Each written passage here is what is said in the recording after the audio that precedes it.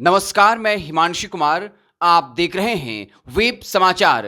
Siwan Lok Sabha seat से कौन मारेगा बाजी? ये सीट जो है वो एनडीए के खाते में जाएगा या इंडिया ब्लॉक या फिर निर्दलीय प्रत्याशी हिना साहब के पक्ष में। आपको बता दें कि हिना साहब ने यहां से निर्दलीय मैदान में उतरकर मामले को त्रिकोणीय बना दिया और काफी दिलचस्प बना दिया। मीडिया में इसकी खूब चर्चा हुई। चर्चा इस बात की भी हुई कि हिना साहब के समर्थन में सवर्ण जो है वो उनके पीछे आ गए। हिना साहब के पीछे जो लोगों की भीड़ थे, समर्थकों की भीड़ थी, जो गाड़ियों का काफिला था, उसमें सवर्ण समाज के लोग भी थे। राजपूतों का अच्छा प्रभाव माना जाता है। राजपूत समाज ने बाकायदा हिना साहब को अपना समर्थन दिया और हिना साहब के पीछे कई ऐसे लोग चल रहे थे जो भगवा गमछा पहने हुए थे। हिना साहब भी भगवा चुनरी में दिखी और ये उन्होंने कहा था कि चाहे वो हरा हो या पीला हो, नीला हो, भगवा हो, सब रंग हमारा है।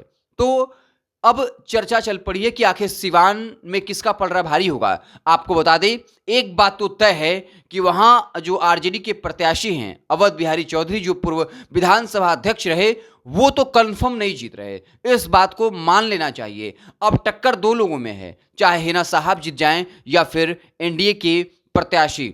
अब आपको बता दें कि इसमें भी ज़्यादा जो माहौल है वो कहीं ना कहीं सोशल मीडिया पर, मीडिया में हिना साहब के पक्ष में दिखा।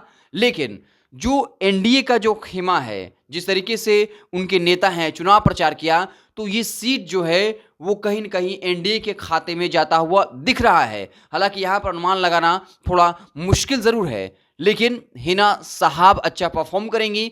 आरजेडी के प्रत्याशी से ज़्यादा वोट जो हैं वो लाने के आसार तो हैं, लेकिन क्या वो एनडीए के प्रत्याशी को मात दे पाएंगे, ये अपने आप में एक बड़ा सवाल है। और अंततः हम इस कंक्लूजन पर पहुंचे हैं, इस आधार पे पहुंचे हैं, वहाँ के लोगों से बात करने के बाद जो आंकड़े हासिल हुए हैं, वहाँ के जो लोकल पत्रकार हैं उन्होंने कहा कि बाकायदा हिना साहब को समर्थन जरूर मिला है, लेकिन वहाँ से अंततः जो है वो एनडीए की जो प्रत्याशी हैं वो बाजी मार ले जाएंगे। क्योंकि आपको बता दें कि हिना साहब बाकायदा 2014 और 19 में 2 बार जो है वो आरजेडी के टिकट से चुनाव लड़ चुकी हैं, लेकिन उनको हार का सामना करना पड़ा था। इस बार निर्दलीय मैदान में उतरी हैं। मुस्लिम वोट बैंक हिना साहब के साथ शिफ्ट हुआ है, तो सीधा नुकसान जो है आरजेडी को हुआ है।